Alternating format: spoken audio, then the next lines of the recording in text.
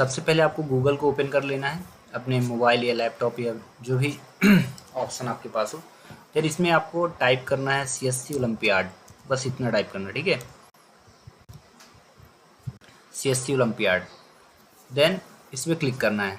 इसके बाद जो फर्स्ट ऑप्शन ओपन होगा इसमें आपको पॉइंटर रख के क्लिक करना है। इतना ओपन होने के बाद आपको अच्छे से इसको जूम आउट कर लेना, अच्छे से देख लेना है।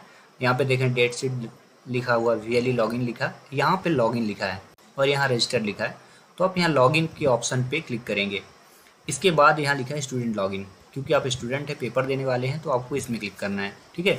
देन इसके बाद यहाँ लिखा है यूज़र नेम।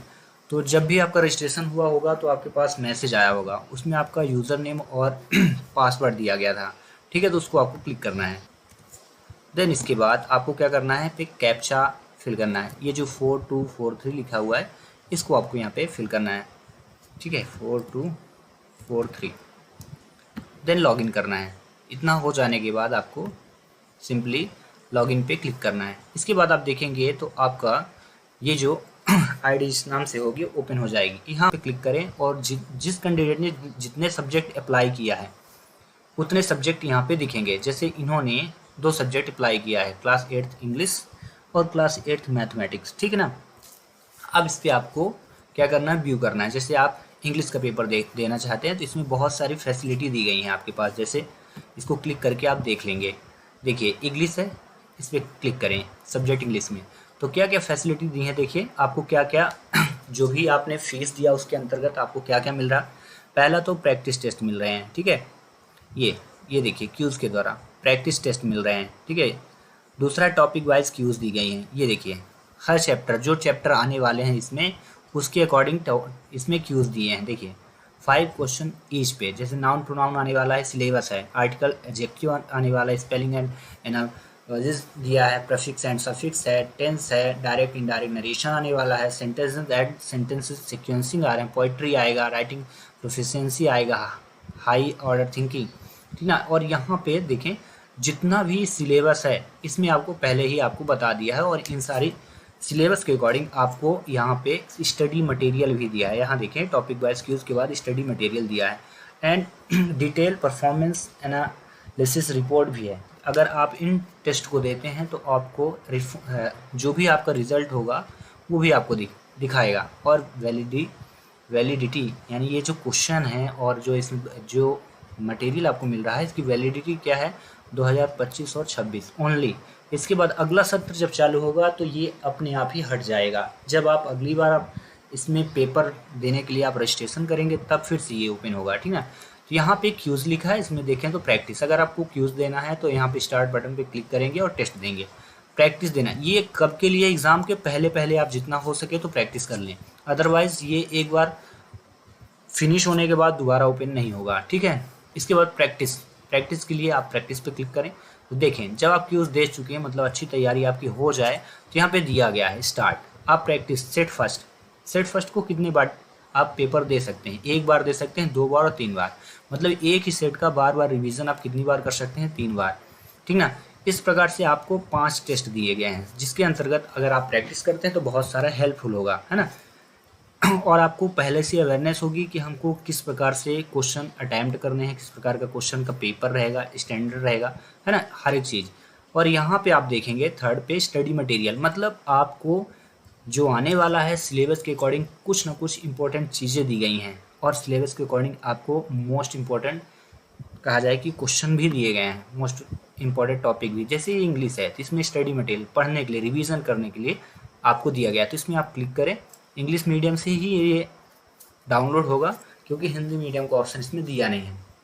देन इसमें क्लिक करने के बाद आप देखें जो भी इंपॉर्टेंट क्वेश्चन है, इंपॉर्टेंट टॉपिक है, उनको कवर किया गया है। इसमें बहुत अच्छे तरीके से आपको बताया गया है। जैसे adjective are the words that describe the quality, यानी विशेषण किसे कहते हैं, जो क्या करता है, विशेषता बतलाता है, ठीक ना, ऑफ अ नाउन और प्रोनाउन, किसकी, नाउन या प्रोनाउन की, एज गिवन सेंटेंसेस। जैसे आप यहाँ पे देखें tell which sentence is correct. अब देखिए इस प्रकार से क्वेश्चन आ सकते हैं, आपको बताना है कि कौन सा सेंटेंस यहाँ करेक्ट है। फ्लावर्स आर प्लग्ड फ्रेशली और फ्लावर आर प्लग्ड फ्रेश, अब इन दोनों में कौन सा करेक्ट है। तो देखें हम पढ़ रहे हैं एडजेक्टिव, एडजेक्टिव आपको आइडेंटिफाई करना आना चाहिए। देखिए इसमें करेक्ट फ्रेशली लिखा है, इसमें फ्रेश लिखा है, एल वाई होने के कारण यहाँ पे देखेंगे तो एल वाई लिखा है। एल वाई का मतलब होता है एडजेक्टिव का आइडेंटिफिकेशन हुआ। तो एडजेक्टिव क्यों पढ़ रहे हैं तो एडजेक्टिव के बारे में अच्छे से आपको जानकारी होनी चाहिए। इसीलिए देखिए यहाँ फ्रेश जो है तो ये रॉन्ग हो गया, जबकि फ्रेशली सही था। सभी वर्ड यहाँ पे सही यूज हुए हैं। फ्लावर्स इसके साथ प्लूरल वर्ब यूज हुआ क्योंकि प्लूरल नाउन है या प्लूरल सब्जेक्ट है, ठीक है। वर्ब की सेकंड फॉर्म यूज हुई है, ठीक है। तो यहाँ पे देखें सेंटेंस सेकंड को बोला है is correct as the adjective is correctly used with a verb when some quality of the subject rather than the verb is to be expressed. Here first describe the words flowers and not plugged a verb, ठीक है। तो इस प्रकार से आप देखेंगे तो topic wise आपको अच्छे तरीके से नोट्स प्रोवाइड की गई है। इस नोट्स को पढ़ करके आप एग्जाम को अच्छे से दे सकते हैं, ठीक ना। हाँ, यदि कोई बच्चा इंसिस्ट करता है कि सर इसको एक्सप्लेन कर दें, इंग्लिश मीडियम में है, समझ में नहीं आ रहा, तो हम आपकी हेल्प कर देंगे। ऑनलाइन आपको पूरा का पूरा हम मटेरियल को समझा देंगे, ठीक ना, विदाउट किसी भी शुल्क के। बस आपका इंटरेस्ट होना चाहिए, लगन होनी चाहिए। हाँ, कमेंट्स करें, रिव्यू दें, जो भी हम यहाँ से पढ़ाएं उसका रिस्पॉन्स मुझे मिलना चाहिए, तब ऐसा होगा। अदरवाइज़ मैं कभी भी ऑनलाइन वीडियो वगैरह अपलोड नहीं करता हूँ, ठीक है। चलिए अब इसको इतना हो गया तो देन इसमें क्रॉस है और यहाँ पे अपलोड, तो इसको अपलोड कर लें और इस नोट्स को प्रिंट कर लें या आप अपने मोबाइल में रख करके इसको पढ़ लें, ठीक है। इसी प्रकार से देखें, अगर आप चाहते हैं कि इसको लॉग आउट कर दें तो यहाँ पे आप क्लिक करेंगे, ठीक है। यहाँ पे क्लिक करके ये जो आपके राइट हैंड पे लोगो रहेगा, यहाँ पे क्लिक करके ये देखिए लॉग आउट हो जाएगा, मतलब इससे बाहर हो जाएंगे। अब इसी प्रकार जैसे इंग्लिश देखें उसी प्रकार से हम डैशबोर्ड में जाएंगे और मैथ के मटेरियल को समझेंगे। तो देखें ये देखिए यहाँ पे मैथ सब्जेक्ट दिया है, तो मैथ पे क्लिक करें आप और इसके बाद वही सारी चीज़ देखिए, प्रैक्टिस टेस्ट दिया है, टॉपिक वाइज क्यूजेस दिए गए हैं और स्टडी मटेरियल। तो यहाँ पे देखें प्रैक्टिस है, स्टडी मटेरियल है। प्रैक्टिस देख लें कितने सारे दिए हैं, 5 प्रैक्टिस दी हैं, मतलब ये 15 हैं, क्योंकि एक सेट को आप 3 बार अटैम्प्ट कर सकते हैं, 1 2 3, ठीक है। और क्यूज़ को देखें तो क्यूज़ देखिए सब्जेक्ट वाइज क्यूज़ दिए गए हैं। ये देखिए रेशनल नंबर आने वाला है, यानी परिमेय संख्या आएगा, linear equation in one variable यानी चर राशियों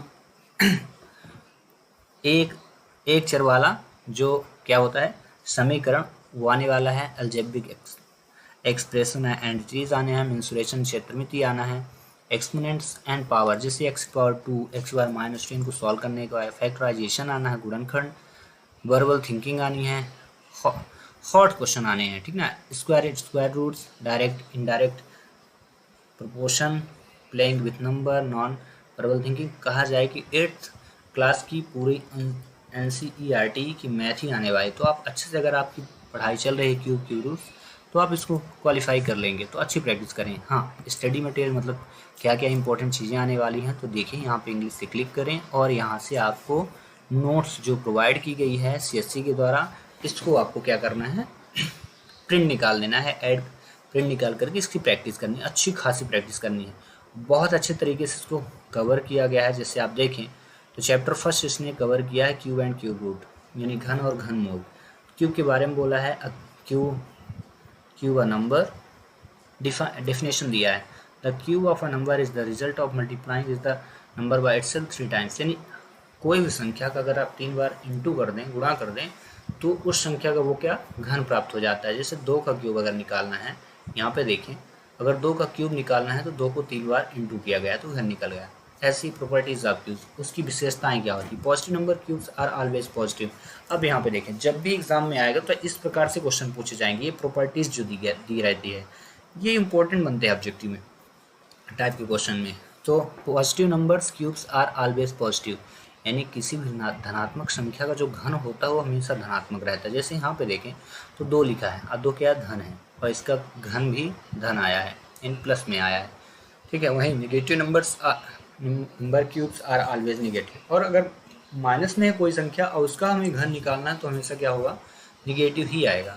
every number has a unique cube, हर एक संख्या का एक विशेष घन होता है, मतलब सेम नहीं होता है। 2 का 8 आया, 3 का 27, 1 का 1 आएगा, 5 का 125 आएगा, 6 का 216 होगा, 7 का, ठीक ना। तो इस प्रकार से 1 बाई 1 करके आप हजारों लाखों तक के क्यूब निकाल सकते हैं। हाँ, 30 से 35 तक आप याद कर सके तो ज़्यादा ठीक रहेगा। अब देखिए यहाँ परफेक्ट क्यूब के बारे में बताया है। A natural number is said to be perfect cube if it is the cube of some natural number, ठीक ना। Cubes of all even natural numbers are even. फिर से वही, किसी भी संख्या का जो क्यूब्स होता है, धन संख्या का, लिखे ना इवन नेचुरल नंबर, यानी सम संख्या का, सम प्राकृतिक संख्या का क्यूब सम होता है। और cubes of all odd natural numbers are odd. और कहा जाए कि विषम प्राकृतिक संख्या का जो घन होता है वो क्या होता है, विषम होता है।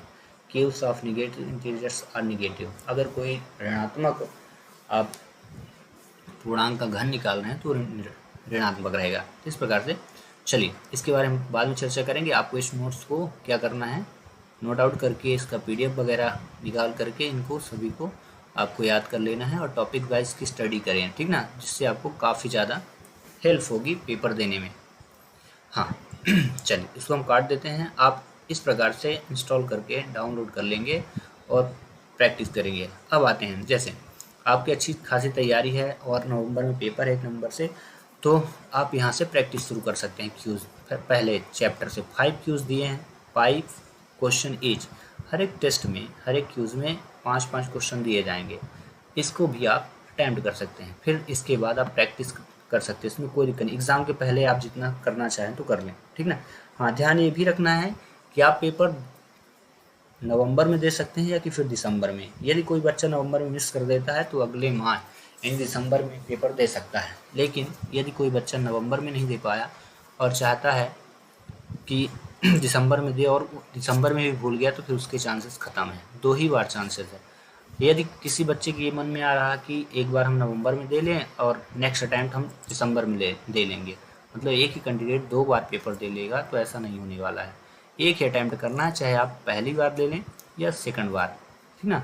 चलिए इस प्रकार अगर कोई भी डाउट आपके मन में आता है तो आप कमेंट जरूर करें। मिलते हैं नेक्स्ट वीडियो में। Thanks for watching.